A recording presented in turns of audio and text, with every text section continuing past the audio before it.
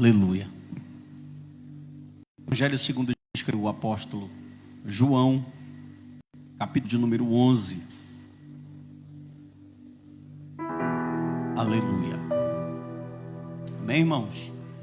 Quero que todos encontrem o texto. Deixe a sua Bíblia aberta e a gente vai trabalhar esse texto expositivamente. Quem tem poder é a Bíblia, não é o pregador. Amém? O Evangelho de João, ele é um evangelho muito singular. Olhe para mim. Tanto que se você for ver João é estudado diferente de Mateus, Marcos e Lucas. Mateus, Marcos e Lucas são conhecidos como evangelhos sinóticos, que têm uma mesma visão, ou que falam os testemunhos e a biografia de Jesus de uma mesma forma, de uma mesma óptica. Só que o Evangelho de João, ele é um evangelho diferente. Por quê, pastor? Porque João, ele vai enfatizar principalmente a divindade do Senhor Jesus Cristo. É bem claro, e os jovens que estudam teologia, os irmãos que aqui estão, ou que talvez também que outrora já ouviram estar falando sobre esse assunto aqui algumas vezes, vão ver que cada evangelista, olhe para mim por favor, tem seu destinatário e tem seu foco. Cada um quer apresentar Jesus de uma forma e cada um tem dentro de si uma peculiaridade no momento de escrever o seu texto. E João, ele tem uma tarefa muito interessante. Dr. F.F. Bruce, quando vai escrever sobre o comentário dele de João, vai falar sobre o livro de João, ele vai fazer uma defesa contra os céticos, contra os críticos, e vai dizer que era quase impossível João, um pescador, dominar o grego koiné da forma que João dominou nesse livro. Por quê, pastor? Porque todos os autores dos evangelhos, preste atenção, os autores dos evangelhos, Mateus, Marcos, Lucas e João, os quatro, eles são anônimos. Nenhum se intitula autor. Quem deu o nome e a autoria para os evangelhos foram os pais da igreja.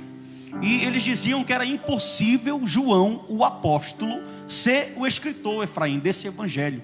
Por quê? Porque a forma que esse texto faz teologia é impressionante. Inclusive, muitos estudiosos do Novo Testamento, eles vão afirmar, preste atenção para mim, eles vão afirmar que para fazer teologia, escute, em conteúdo, Paulo é superior a João. Paulo sabe muito mais, mas para manusear a teologia como João na Bíblia, ninguém faz.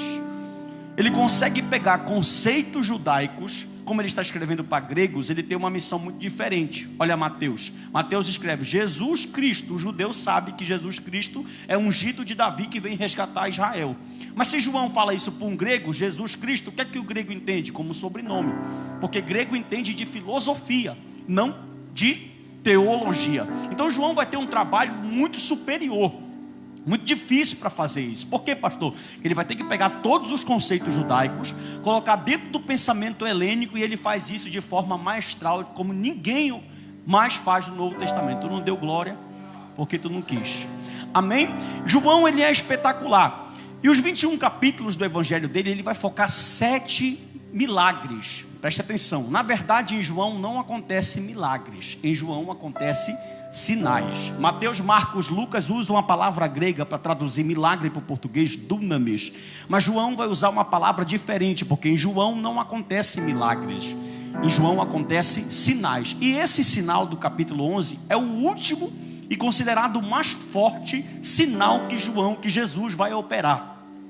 Por quê? Porque justamente é o milagre que vai colocar ele na cruz. É o milagre que vai glorificar o nome de Deus, vai glorificar o nome dele, tanto que no verso 4 ele vai falar assim, olha, essa enfermidade não é para a morte, mas é para o nome do meu Pai ser glorificado. Amém ou não amém? Então vamos tentar trabalhar esse texto aqui de uma forma abençoada, que possa abençoar a sua vida de uma maneira abençoada. Eu estou sentindo muitas dores aqui desde segunda-feira, irmão. A coluna está bronqueada, mas com coluna bronqueada é melhor ainda, glória. Amém? Então a gente vai, em nome de Jesus, tentar aqui trabalhar esse texto. Vamos lá. João capítulo de número 11 é o famoso texto da ressurreição de Lázaro. Lázaro, a gente entende pela narrativa, pela narração do texto, que era um homem. Vamos aqui citar alguns pontos. Era um homem rico. Por que era um homem rico? O enterro dele você vê na cena. Muita gente não vai no enterro de pobre. Outra coisa, Lázaro foi colocado numa cova. Pobre não tem dinheiro para colocar a gente dentro de uma cova.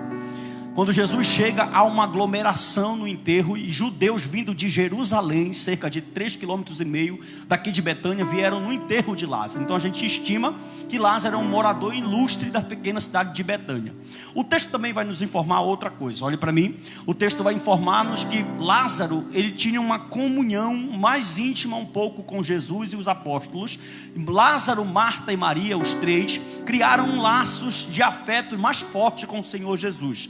Tanto que quando vão buscar Jesus, Jesus está na Pérea. Aonde?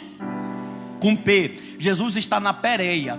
Algumas vezes a gente escuta falar assim: ele estava perto de Lázaro. Não estava. O que está perto de Lázaro é Betânia, que está perto de Jerusalém. Jesus está a cerca de 40 quilômetros da Pérea. E Lázaro está onde? Na Judeia. De Jesus chegar aonde Lázaro está, por que 4 dias? Olhe para mim. Porque quando Marta manda o moço procurar Jesus dizendo que Lázaro está enfermo, de lá de Betânia até na Pérea é 1 dia de viagem. E o texto diz que quando o empregado ou o amigo da família chega lá para dar notícia, Jesus ainda demora mais 2 dias. Depois de 2 dias ele vai, 1 mais 2, mais 1 de ida. Aí quando ele chega, ela fala: olha, já é de 4 dias porque ele está aqui morto. Então a distância que Jesus, obrigado irmão Arlindo, a distância que Jesus percorreu nesse dia foi de 40 quilômetros para fazer um milagre que ficaria marcado no ministério dele para sempre. Olha só, esse texto é muito interessante, irmão, porque ele vai falar da permissão. Geralmente nós estamos acostumados, eu quero pegar aqui até uma palavra do doutor Augusto Nicodemos, que eu achei muito interessante, ele falando, que geralmente nós estamos acostumados a ver o poder de Deus se manifestar na nossa vida, assim, que não seja em caso ruim. Mas nesse dia aqui, Deus quis que o poder dele se aperfeiçoasse na doença de alguém. Amém? E geralmente a gente não quer passar por esse momento. Isso aqui já é um grande sinal. E a gente já começa até a abrir uma lacuna para falar, porque tem algumas teologias que nos envolvem, que dizem que quem é crente não adoece. Em tempo de coronavírus é até bom falar isso aqui, não é verdade? Que quem é crente não adoece, quem é crente não passa por prova, que quem é crente não é provado. E o texto vai dizer que além de Lázaro ser um homem crente, vai dizer que Jesus ainda amava ele. Ou seja, não é pelo fato de você ser um servo de Deus, de você ser um filho de Deus, que um dia a luta não vai bater na tua porta. Amém ou não amém? E esse evangelho vai falar sobre 7 sinais. Quantos sinais? Vai falar sobre a divindade de Jesus. Sobre o quê? E o alvo aqui de João é principalmente mostrar que Jesus é o Filho de Deus. Vamos lá. Isso aqui é aquela sequência dos 21, para não perder para o Joel, que falou 22 no domingo, né? No capítulo 1, João Batista aparece mostrando que ele é o verbo encarnado, o Filho de Deus, e preparando o caminho, mostrando que Jesus vinha, que João Batista era a voz, mas que Jesus era o Messias, o Cordeiro esperado. No capítulo de número 2, ele vai em Caná da Galileia, faz o primeiro sinal transformando água em vinho. Presta atenção, transformação de água em vinho. No capítulo de número 3, ele vai instruir doutor Nicodemos, um doutor chefe de uma sinagoga, conhecedor de Bíblia, de frente à costa, dizendo: olha, tu conhece de Bíblia, mas se tu não nascer de novo, tu não pode ver o reino dos céus. No capítulo de número 4, ele vai na cidade de Samaria, num poço, 12 horas, 50 graus Celsius, muda a vida de uma samaritana e o nome dele é glorificado. No 5, um outro sinal acontece. Ele vai num tanque onde é um hospital público a céu aberto, cura, sara um paralítico no tanque de Betesda que estava há 38 anos cultuando errado, fazendo campanha errada e indo para o culto errado. Ele vai lá, liberta e o nome dele é glorificado. No capítulo de número 6, ele faz 2 milagres seguidos. Ele multiplica pães e peixes, dando um sermão mostrando, e ali ele viria quem realmente queria servir a ele porque ele fazia milagre, ou servir a ele porque ele era o Deus que a terra estava esperando. No capítulo de número 7, ele tem que se comportar em meio à incredulidade de todos os irmãos. Os irmãos estão mostrando incredulidade para ele, e ele está ali se comportando como um cordeiro focado em uma missão. No 8, ele muda a vida de uma mulher adúltera, transforma a vida dela e dá uma pedrada. Quando a lei de Moisés manda apedrejar, ele a pedra angular predeja ela espiritualmente e dá vida para ela. No capítulo de número 9, ele abre os olhos do cego de nascença, mostrando que ele é a luz do mundo, porque todos os seus milagres, eles são pedagógicos. No capítulo de número 10, ele diz: eu sou bom pastor. Isso, irmão, ajuda o pregador. Eu conheço as minhas ovelhas, elas me conhecem, elas ouvem a minha voz. Aí eu amo o 27 e o 28, que ele diz assim, ó: ninguém as arrebatará da minha mão, elas nunca hão de perecer. Estou pregando para a ovelha, irmão. E eu lhes darei a vida. No capítulo 12 ele vai em Betânia, porque ele tem que fazer o último sinal.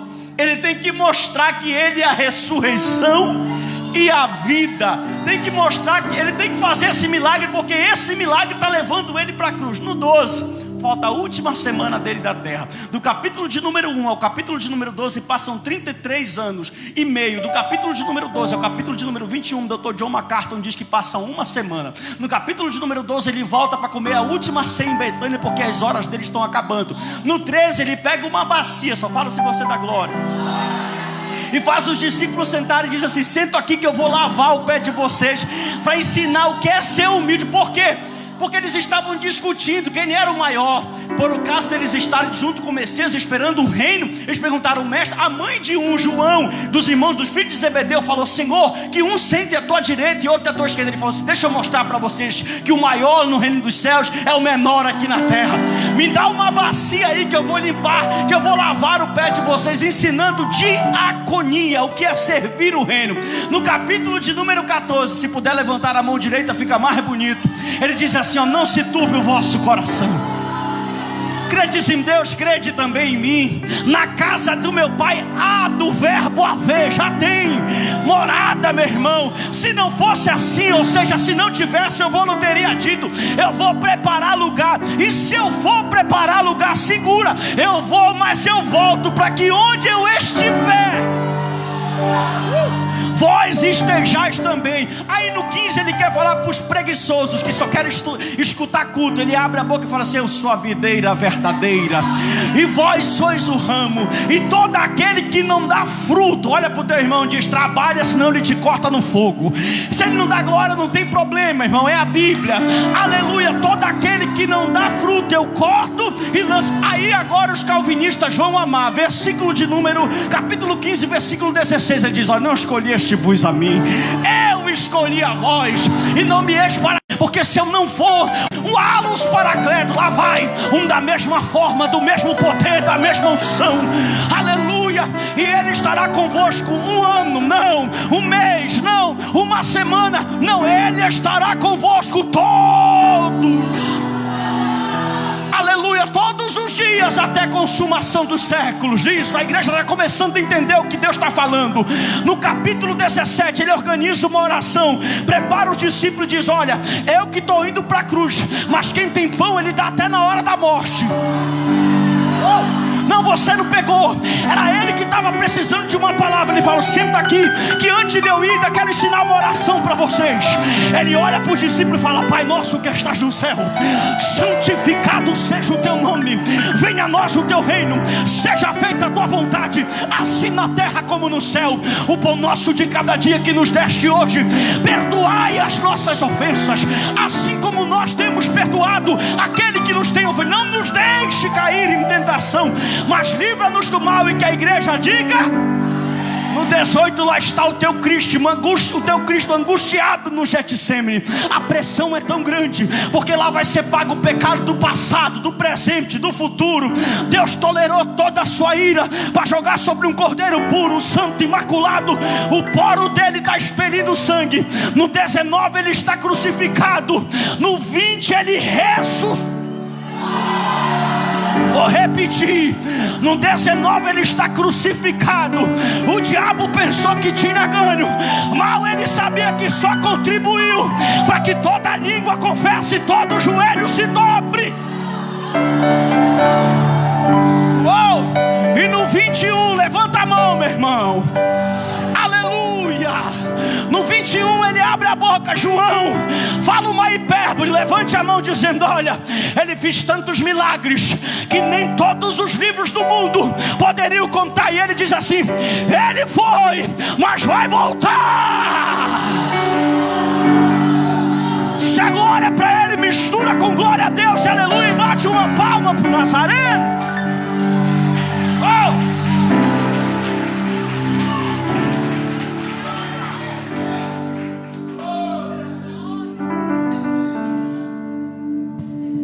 Vocês gostam, né?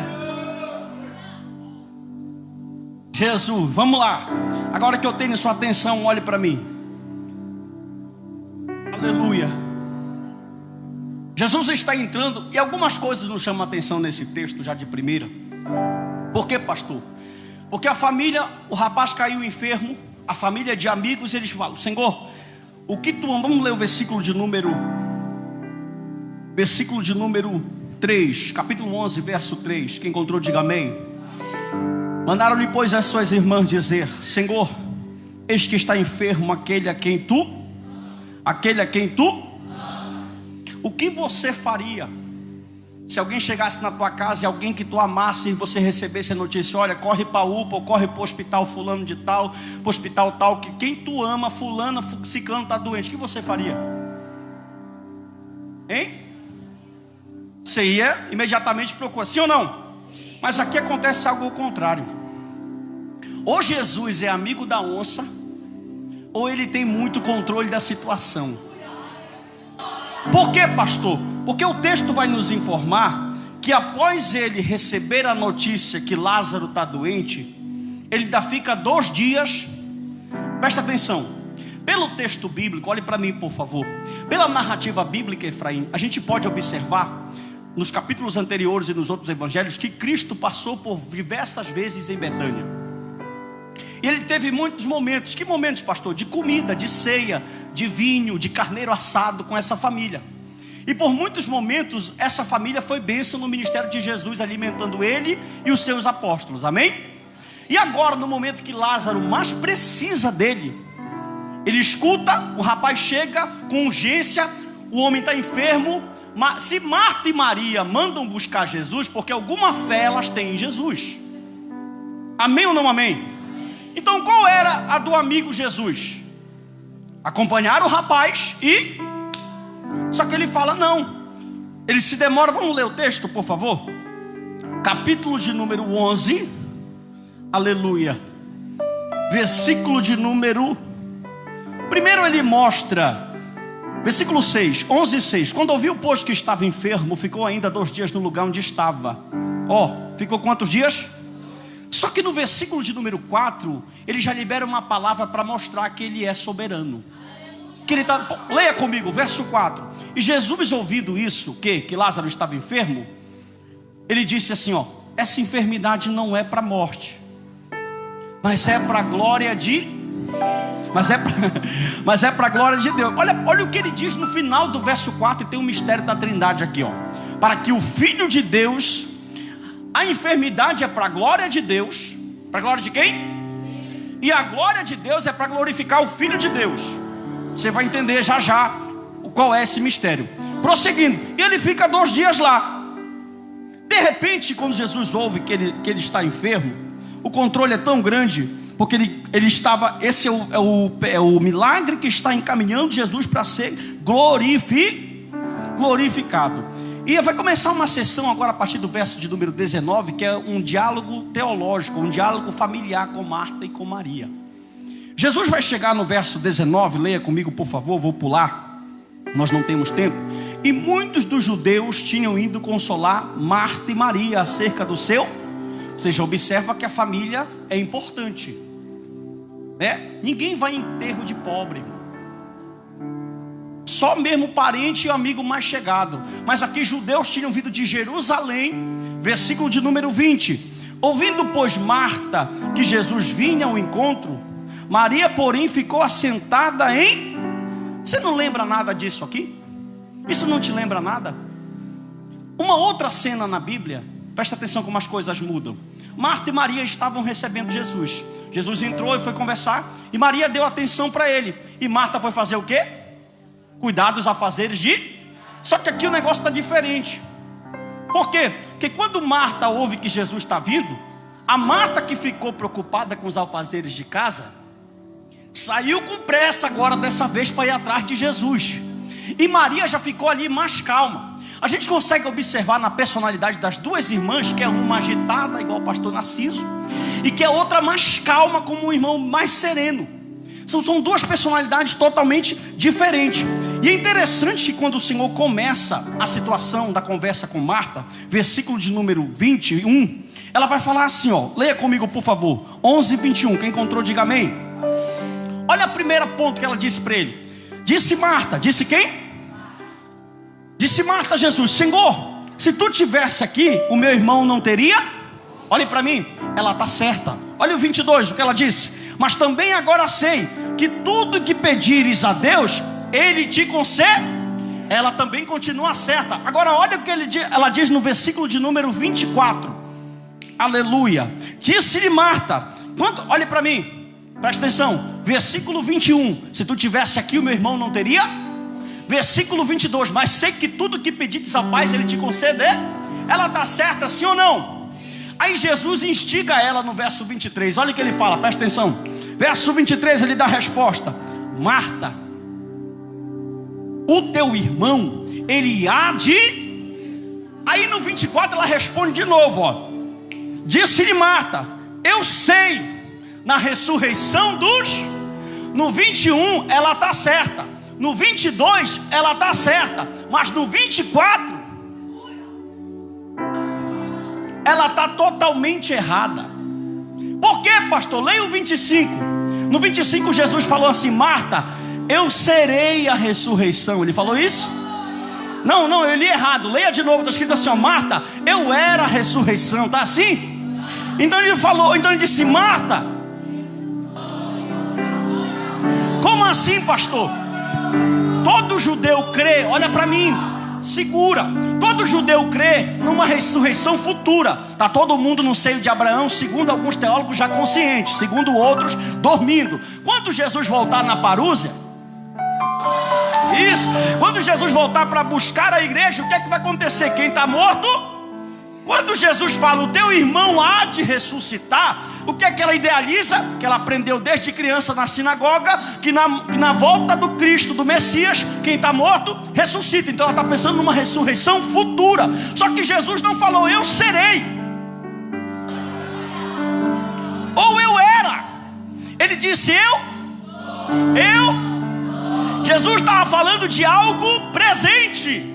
Amém ou não amém, irmão? Marta, eu sou a ressurreição e a...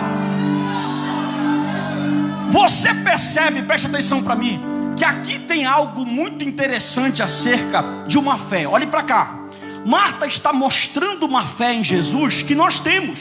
Quando você vem a um culto, um pregador, um irmão, uma irmã que está falando aqui, ele fala assim, você crê que Deus vai fazer um milagre ou algo? Você levanta a mão, eu creio, toma posse, amém. Só que quando a situação às vezes estreita mais um pouco pela permissão de Deus, a fé que outrora, que ontem, olha como a gente é, irmão, a gente é tão oscilante, a gente oscila tanto na fé, que ontem a gente era um super crente, ontem a nossa fé era igual de Abraão, mas hoje parece que nós estamos cheios de Tomé. Ontem a gente tinha fé para possuir todos os milagres e tomar conta de todas as bênçãos e alcançar todos os milagres. Mas de repente, do nada, de 12 horas para cá, aconteceu uma situação que a fé foi embora. Isso acontece com ela. Leia o versículo 39. Quando Jesus chegou e disse, tire a pedra. Marta, irmã do defunto, a mesma que disse, olhe para mim, a mesma que disse, Senhor, eu creio, se tu tivesse aqui meu irmão não teria morrido, se tu orar Deus vai responder. A mesma que teve fé no verso 39 falou, Senhor, já cheira mal. Quem é isso aqui? Somos nós. Quando tudo está dando certo na nossa vida, quando não tem doença, quando tem dinheiro no bolso, quando as portas estão abertas, nós somos a Marta do verso 21 e 22. Mas quando as coisas apertam, repito, pela permissão divina, nós viramos a Marta do verso 39. E nós esquecemos que Jesus disse no verso 4. O que, pastor? Leia e dê glória. Ele disse, essa enfermidade não é para a morte. Eu vou precisar gritar mais forte para você glorificar. Eu posso mudar a palavra. Esse problema não é para a morte. Esse deserto não é para a morte. Eu estava lendo algo algo hoje do Dr. John MacArthur, do Dr. Martin Lloyd Jones. Eu li 4 livros diferentes hoje, não era nem sobre esse assunto que eu estava pregando. E eles falaram algo tão interessante que me comoveu. Ele disse: ore, ore, ore até Deus conhecer quem você é. Não, você não entendeu. Olha o que ele disse: a gente ora hoje e semana que vem a gente esquece. Ele diga: bata na porta de Deus em oração, como aquela mulher bateu na porta daquele juiz. Sei, olhe para mim. Sabe qual é o nosso problema, irmão? Estou cheio de Deus aqui para falar isso para você. Sabe qual é o nosso problema? Nós esquecemos de orar. A gente ora uma semana e se não acontecer a gente desiste. Mas a palavra de Deus é: eu sou a ressurreição e a vida. Quem crer em mim, ainda que esteja morto, viverá.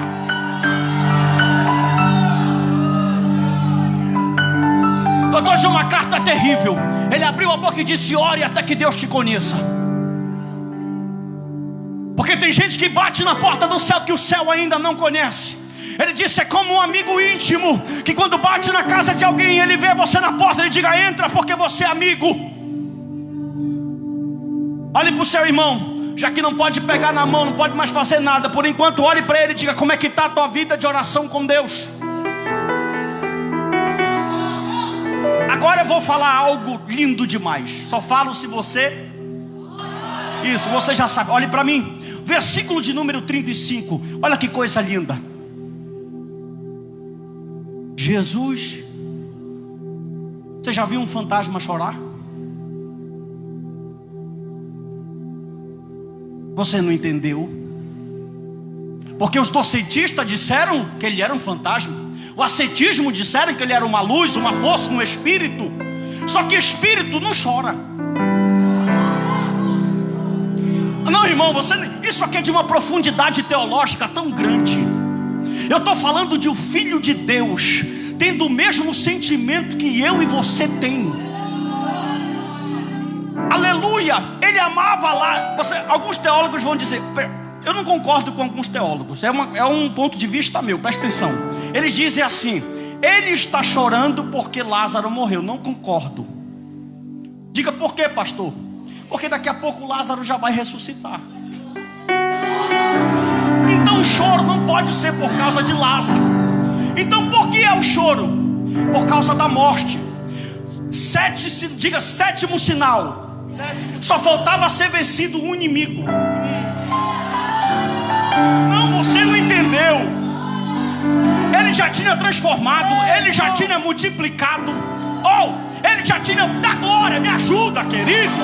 Ele já tinha feito cego ver. Ele já tinha levantado para, já tinha feito tudo isso, mas faltava um ainda, Efraim.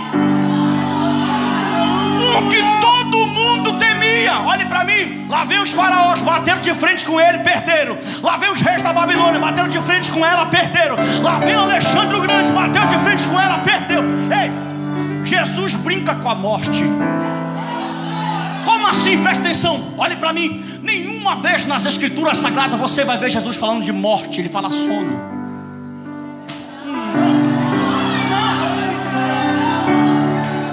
Aleluia. Ele olha para os discípulos e diz assim: Lázaro está dormindo. Vou melhorar para você. Ele usa um isso da glória, irmão. Aleluia. Ele usa um eufemismo. Ele suaviza. Por quê? Porque você... só fala se você dá glória a essa. Porque você não vai encontrar nenhuma vez nas escrituras ele batendo de frente da morte e a morte ficando morte. Aleluia. Faltava um ser vencido. Então pergunte: por que ele chorou? Ele para na frente e quando ele vê o alvoroço, a mulherada chorando, provavelmente teriam, a família era rica, sim ou não? Eles teriam contratado choradores profissionais de plantão. Você já viu lá na festa árabe, aquelas árabes daí no Oriente, que elas vão cantar, elas que batendo aquele negócio? Assim era. Um som agudo, para dar todo um sistema. Quando Jesus chegou tinha um alvoroço. Olha, ele estava querendo ir para lá, presta atenção para mim. Ele estava querendo ir para lá. E sempre tem que ter um que não tem fé. Olha para mim. Ele estava na Pérea, onde? E Lázaro estava na Judeia. Pouco antes, já queriam matar Jesus lá, porque ele estava pregando e os sinais eram demais. Aí os fariseus botaram Jesus para correr. Só que porque ele falou no verso, olha, enquanto é dia, você anda e não tropeça. Olha para mim, mas quando chega a noite, por que ele disse isso, pastor? Porque ele estava dizendo assim, rapaz, ainda não é minha hora. Quem vai me matar não é fariseu. Oh, irmão, eu vou me entregar, mas ainda é dia, ou seja, ainda não terminou. Olha para mim, isso aí, quando ele falou, os discípulos agoniados, Senhor, se ele dorme, deixa ele ficar lá, porque daqui a pouco queriam nos matar, estavam com medo. Aí de repente ele abre a boca e falou, Lázaro morreu, bora para lá. Aí se levanta um aqui no final e fala assim, bora para lá para morrer com ele. Todo mundo apedreja. Isso era o próprio Satanás na boca dele. Porque o adversário, se ele soubesse o que Jesus tem aqui, meu irmão, Jesus não está indo para ressuscitar Lázaro. Não, você não entendeu. Jesus está indo para um propósito divino. Lázaro já vai no meio do pacote. Lázaro vai ganhar bônus. Oh glória! Olhe para mim, olhe para cá. Quando ele chega e vê o alvoroço, todo mundo chorando, desespero, Marta e Maria, homem da casa, sociedade machista, as duas ficaram na prova. Quando ele vê todo mundo, ele para e chora. Aí, pastor, por que chorou? Irmão, olhe para mim. Porque quando Jesus olhou para aquela situação, quando você perde um amigo, você sente, sim ou não? Olhe para mim, ele olhou para aquela situação, Efraim, e viu. Por que ele chorou? Porque ele viu o que a morte fez com o ser humano. Presta atenção para você entender isso aqui. Lá no Éden, o homem era eterno, sim ou não? O que fez o homem se separar de Deus? A morte. Quando Jesus chorou, ele falou assim, hoje, morte, eu vou fazer para ti só um pedaço do que vai acontecer.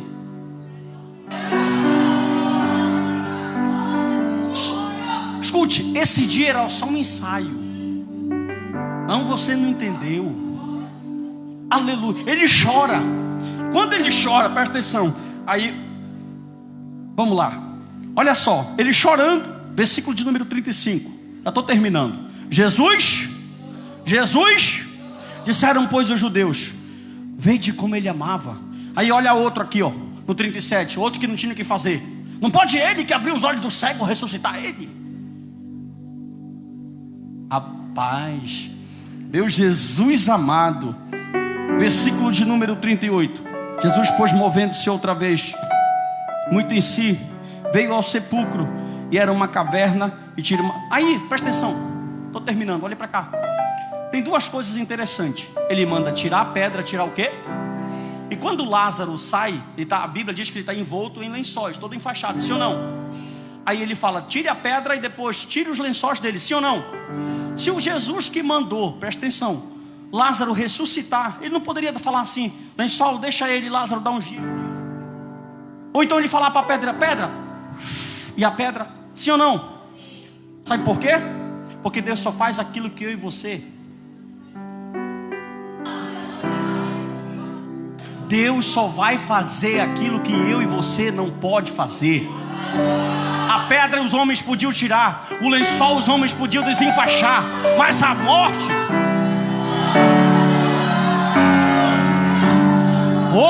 só ele poderia vencer ela. Então ele disse, olha, isso aqui é com vocês, tira a pedra. Agora é minha vez. Lázaro. Não, eu não estou exagerando. Olha para mim, o texto, irmão, eu prego isso aqui desde 20 anos de idade. Esse texto aqui eu prego desde 20 anos de idade. Olhe para mim aqui. Quando ele olha aqui, ele grita. A Bíblia diz, ele clama com grande voz. Lá, só que o que me chama a atenção, só falo se você dá glória, é que ele não fala Lázaro ressuscita.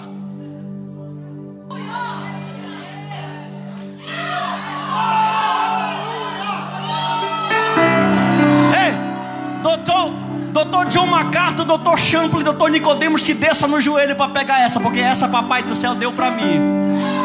Olha para cá, versículo de número 41, olha o que ele diz, entenda o mistério.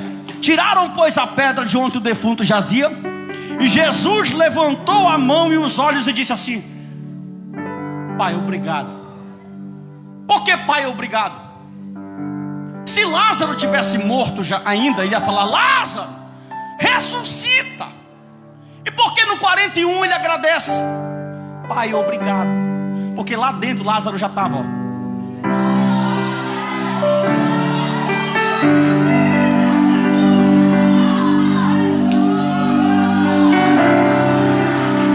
Se é para ele, mistura com glória a Deus, aleluia. Oh, me prova na Bíblia, te provo na Bíblia. Verso 41, lê com atenção, ó.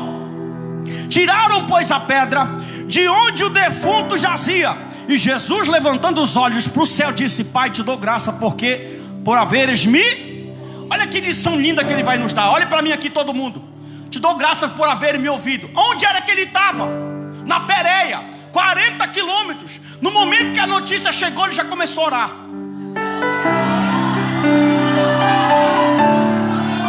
Pega essa, meu irmão.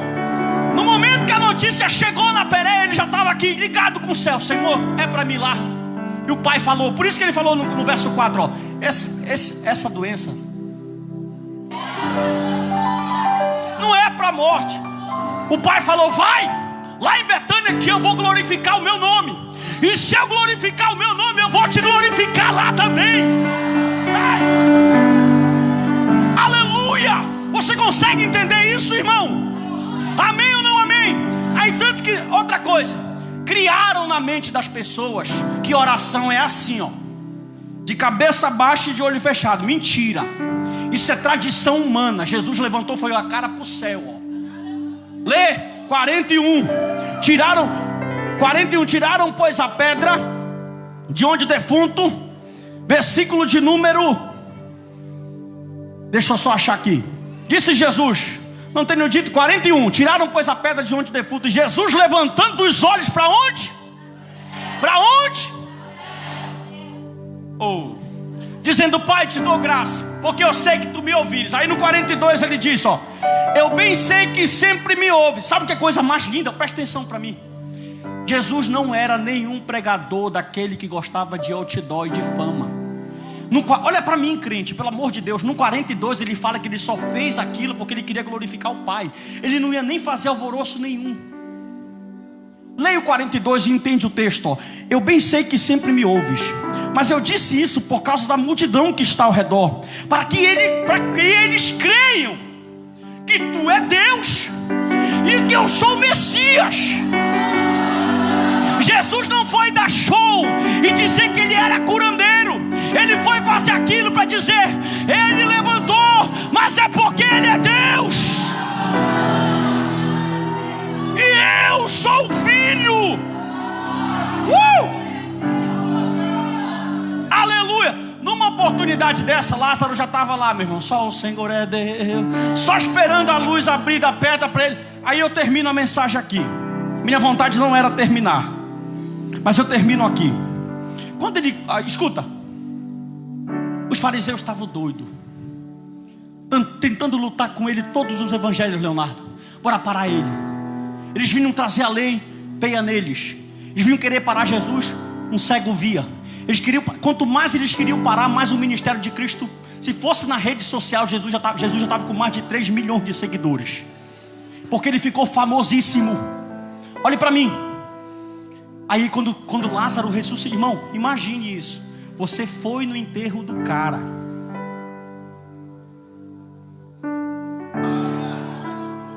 Não, você não entendeu. Você teve lá, você viu o desespero de Marta. Você viu Maria, você viu as mulheres chorando. Você viu os judeus que vieram de Jerusalém. Você viu tudo isso. Você tomou café nesse velório. Sabe o que o capítulo 12 diz? Olha para mim. Que eles não queriam matar só Jesus, agora eles queriam matar Lázaro também. Pergunte por quê, pastor? Porque só olhavam para Lázaro e falavam, ele é o Messias.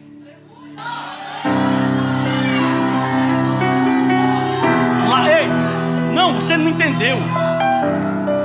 Meu irmão, isso é para você dar um glória de pé, meu irmão. Olha para mim, presta atenção para cá. Lázaro não precisava nem pregar.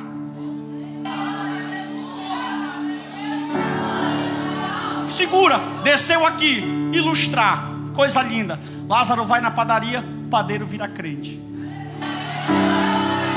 Lázaro vai na Extra Farma, o cara vira crente.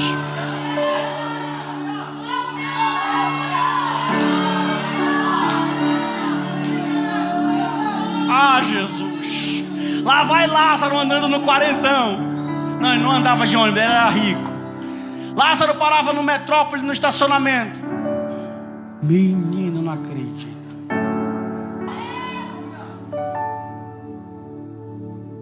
E os judeus falavam: olha, bora matar Lázaro, porque todo mundo que vê ele, que foi no enterro dele, segura. Eu termino aqui. Olhe para mim. Chegaram lá com os fariseus e a ordem deles era, versículo 46, eu quero que você leia. Mas alguns dentre eles foram com os fariseus e disseram o que Jesus tinha feito. Depois os principais sacerdotes e os fariseus formaram um conselho e diziam: que faremos? Porquanto esse homem faz muitos sinais. Eles estavam tentando parar Jesus de todo jeito. Quem viu, presta atenção para mim, Lázaro ressuscitar, chegaram lá com eles e falaram assim: ó, tenho uma má notícia para vocês, fariseus.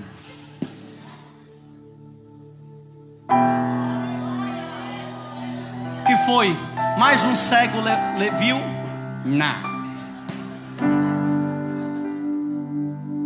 Glória. Olhe para mim. Mais um paralítico levantou? Também não. E o que foi agora? Ele pregou um outro sermão e deu pão e peixe por... Não. Agora o negócio foi estreito. Levantou um que já estava fedendo. Se você puder ficar de pé comigo. Aleluia. Se você puder levantar a sua mão. Se o coronavírus bater de frente com ele, ele fica curado na hora. Porque Ele é Deus no céu, Deus na terra. Ele é Senhor soberano entre as nações. Ele é todo poderoso. Ele é Deus que pode todas as coisas. Levante a sua mão e receba essa palavra, ei. Aqueles que estão doentes, não desvaneçam a sua fé. Aqueles que estão enfermos, não desvaneçam a sua fé. Há uma palavra nessa noite para você.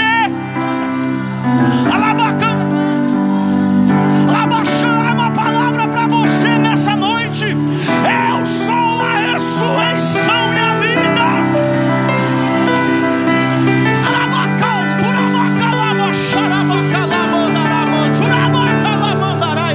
Levante a sua mão que eu estou na autoridade. Essa enfermidade não é para morte. Essa enfermidade não é para morte, mas é para o nome dele ser glorificado.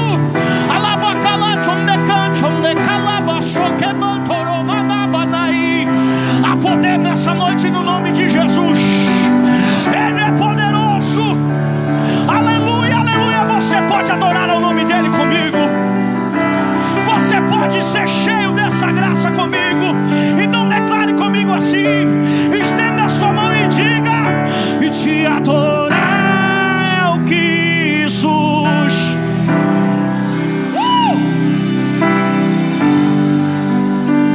Não vou perder a guerra, te louvarei. Levante a sua mão. É mais que estratégia. Eu posso não ver.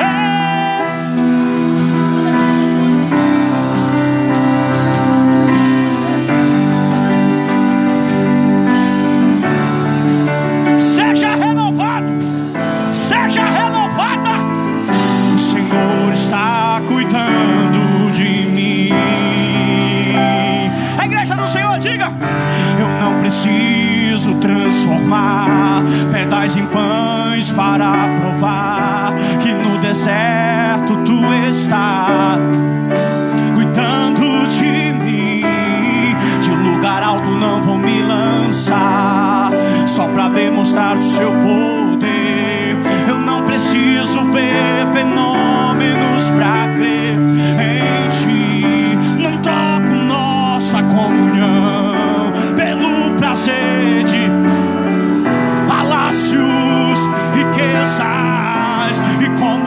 certo, isso vai. Pode chorar, que coisa linda. Por isso decidido estou.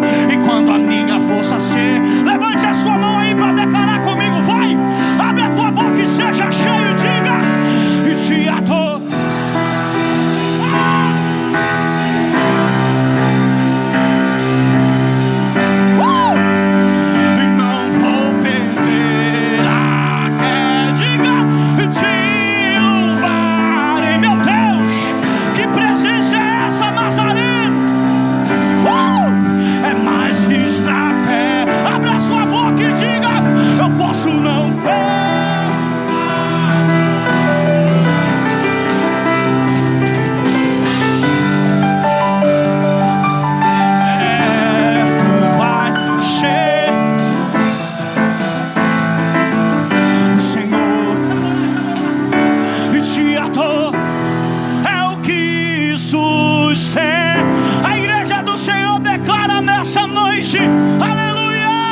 Não vou perder. Te louvarei.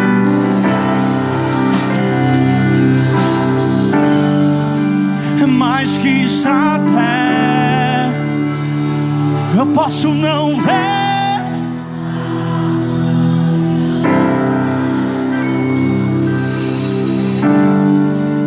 Que esse deserto já chegou ao fim. O Senhor está cuidando